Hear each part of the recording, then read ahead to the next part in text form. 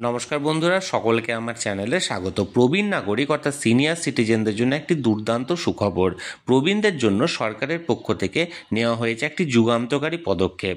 এবার থেকে প্রতিটি প্রবীণ নাগরিক অর্থাৎ সিনিয়র সিটিজেনদেরকে আর্থিক সহায়তা প্রদান করবে সরকার, যাতে করে এবার থেকে প্রবীণরা কারো মুখাপেক্ষী না থেকে নিজেরা শারীরিকভাবে সুস্থ থেকে সমাজে মাথা উঁচু করে বাঁচতে পারে।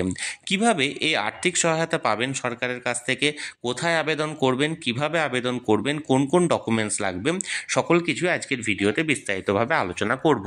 ভিডিওটি সকল সিনিয়র সিটিজেনদের জন্য অত্যন্ত গুরুত্বপূর্ণ, তাই প্রথম থেকে শেষ পর্যন্ত অবশ্যই ধৈর্য সহকারে দেখবেন এবং ভালো লেগে থাকলে অবশ্যই একটি লাইক করবেন এবং সকলের সঙ্গে শেয়ার করবেন।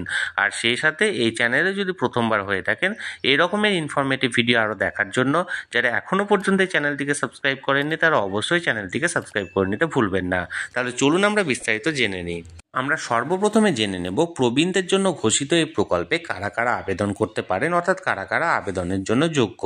প্রবীণদের জন্য ঘোষিত এই প্রকল্পে আবেদনের ক্ষেত্রে কোনো কঠোর কোনো নিয়ম নেই। যে কোনো পুরুষ বা মহিলা সকলেই এই প্রকল্পের জন্য আবেদন করতে পারেন, তবে সেক্ষেত্রে তাদের বয়স অন্ততপক্ষে 60 বছর বা তার বেশি হতে হবে। তবে যদি কোনো প্রতিবন্ধী পুরুষ বা কোনো প্রতিবন্ধী মহিলা এই প্রকল্পে আবেদন করতে চান এবং তাদের অন্ততপক্ষে 40% বা তার বেশি প্রতিবন্ধী পার্সেন্টেজ থেকে থাকে এবং তাদের যদি এই সার্টিফিকেট থেকে থাকে, তবে তারা 55 বছর বয়সেই এই প্রকল্পের জন্য আবেদন করতে পারেন। এবং এর পাশাপাশি আপনাকে এই রাজ্যের অন্ততপক্ষে 10 বছরের স্থায়ী বাসিন্দা হতে হবে। এবার আমরা জানবো এই প্রকল্পে আবেদনের ক্ষেত্রে কারা কারা যোগ্য নন। যদি আপনি কোনো কেন্দ্রীয় সরকারি বা কোনো রাজ্য সরকারি কর্মচারী ছিলেন এবং বর্তমানে অবসর গ্রহণ করার পর আপনি কেন্দ্রীয় সরকার বা রাজ্য সরকারের কাছ থেকে পেনশন পেয়ে আসছেন প্রতি মাসে মাসে, তাহলে সেক্ষেত্রে আপনি এই প্রকল্পে আবেদনের জন্য যোগ্য নন।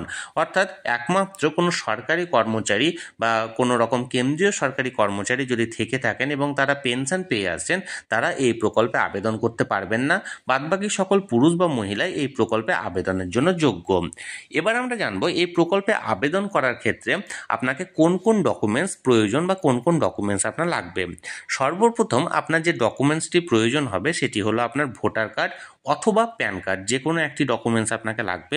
এর পাশাপাশি আপনাকে দ্বিতীয় যে ডকুমেন্টসটা লাগবে সেটা হলো আধার কার্ড, এবং এটা কম্পালসারি আপনাকে লাগবে। 3 নাম্বার যে ডকুমেন্টসটা প্রয়োজন সেটা হলো আপনার ইনকাম সার্টিফিকেট, অর্থাৎ আপনি যে লো ইনকাম গ্রুপের মধ্যে পড়ছেন সেটার একটা প্রমাণপত্র।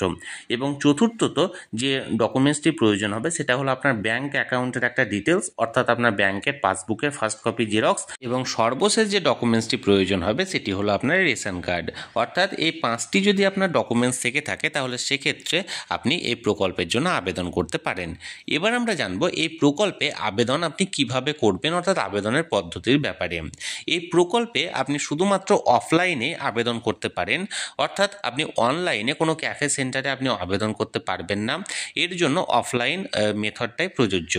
এর জন্য আপনি যে শহরের বাসিন্দা সেই শহরের স্থানীয় এসডিও অফিস, বা আপনি যদি কোনো গ্রামের বাসিন্দা হয়ে থাকেন তাহলে স্থানীয় বিডিও অফিস বা যে পঞ্চায়েত সমিতি অফিস আছে সেখান থেকে ফর্ম তুলতে পারেন এবং সে অফলাইনে ফর্মটি ফিল আপ করে তার সাথে প্রয়োজনীয় যে 5টি ডকুমেন্টসের কথা এখানে বলা হলো সেই 5টি ডকুমেন্টস দিয়ে আপনি সেই স্থানীয় এসডিও বা বিডিও অফিসে আপনি জমা দিতে পারেন। এবার আমরা জেনে নেব যে অফলাইনের মাধ্যমে আপনি যে ফর্মটি পাবেন এই প্রকল্পের জন্য, সেই ফর্মটিতে আপনি কোন কোন তথ্য দেবেন এবং কিভাবে ফিল আপ করবেন সেই ব্যাপারে বিস্তারিত। তাহলে চলুন এক নজরে আমরা দেখে নিই যে এই ফর্মটি আপনি কিভাবে ফিল আপ করবেন। এখন আমি এখানে এই প্রকল্পের একটি ফর্ম আপনাদের সঙ্গে শেয়ার করেছি।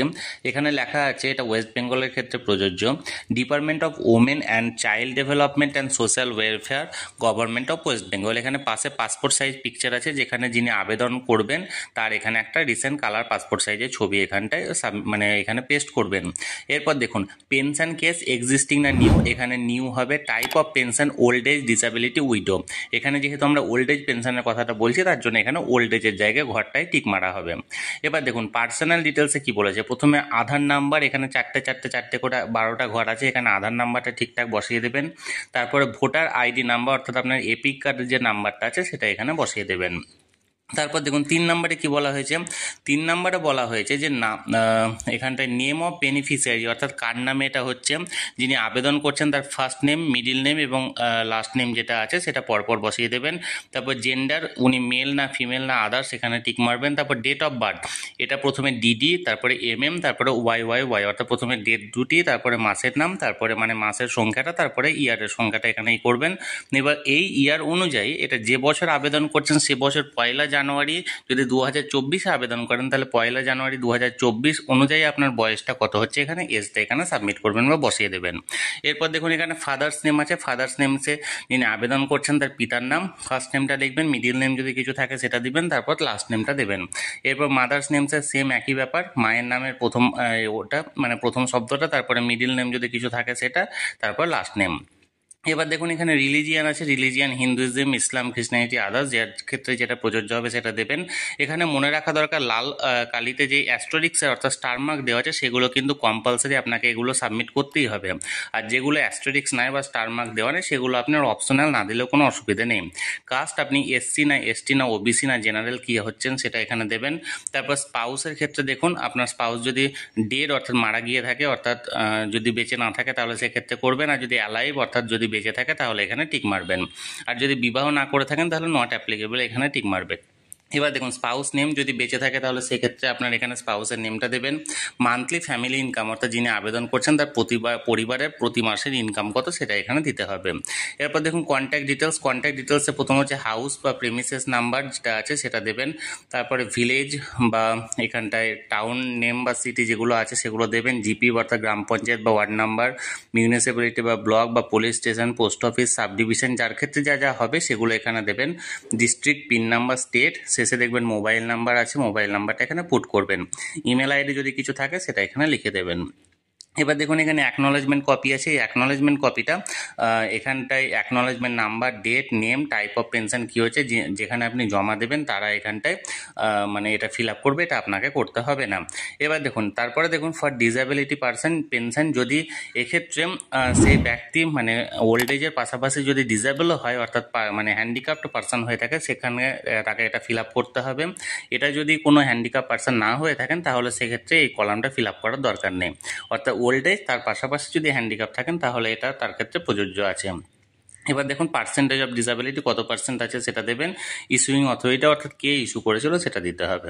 এবার পরের যেগুলো সেগুলো সবাইকে ফিল আপ করতে হবে, সেটা হলো ব্যাঙ্ক অ্যাকাউন্ট ডিটেলস, ব্যাংকের নাম, তারপর ব্যাংকের ব্রাঞ্চ, অ্যাকাউন্ট নাম্বার এবং আইএফসি কোড, এটা অবশ্যই এই 4টি জিনিস ফিল আপ করতে হবে, না হলে আপনার টাকাটা আসবে না। এবার এনক্লোজার লিস্ট অর্থাৎ কী কী জিনিস এখানে এনক্লোজ করতে হচ্ছে দেখুন, copy of Aadhaar self attested অর্থাৎ আধার কার্ডের জেরক্স আপনাকে দিতে হচ্ছে, কপি অফ রেশন কার্ড এটাও দিতে হচ্ছে, copy of income certificate, income certificate বলতে আপনার যদি আইটিআর ফাইল করে থাকেন তাহলে দেবেন, আর যদি না থাকে তাহলে পঞ্চায়েত বা মিউনিসিপ্যালিটি থেকে যেটা দেয় সেই ইনকাম সার্টিফিকেটগুলো নিয়ে আপনি এখানে সাবমিট করবেন। এবার দেখুন কপি অফ ব্যাঙ্ক পাসবুক মানে পাসবুকের ফার্স্ট পেজের জেরক্সটা, নমিনেশন ফর্ম এটা এখানে দিতে হবে, এছাড়াও copy of voter ID, copy of disability certificate, copy of husband death certificate যদি মারা গিয়ে থাকে তাহলে সেক্ষেত্রে এটা শুধুমাত্র উইডো পেনশনের ক্ষেত্রে প্রযোজ্য। এবার দেখুন এখানটায় কি বলেছে, এক্সামিনেশন বা যে এটা আছে প্লিজ স্পেসিফাই, এগুলো করার পরে declaration if Aadhaar card has been provided, এগুলো মানে সমস্ত কিছু দেওয়ার পর বেনিফিশিয়ারি সিগনেচার যেখানে আছেন যিনি আবেদন করছেন তিনি এখানে সিগনেচার করে দেবেন। এবার শেষের দিকে দেখুন শেষে এখানটায় ফর অফিস ইউজ অনলি বলে দেওয়া যেটা আছে সেটা আপনাকে করতে হবে না, সেটা আপনি আবেদন করার পর আপনাকে যিনি যাকে যেখানে জমা দিচ্ছেন সেই জমা দেওয়ার ব্যক্তি অর্থাৎ সেই অফিসার এখানে সমস্ত কিছু ফিল আপ করে আপনাকে এখানটায় তার একটা এটা কেটে আপনাকে রিসিপ্ট হিসাবে এটা দেবে। বন্ধুরা আমি এই প্রকল্পটির ব্যাপারে আপনাদেরকে বিস্তারিত জানানোর চেষ্টা করলাম, এই নিয়ে যদি আপনাদের কোনো প্রশ্ন থাকে অবশ্যই কমেন্ট করুন, আমি চেষ্টা করব আপনাদের সকলের প্রশ্নের যথাযথ উত্তর দেওয়ার।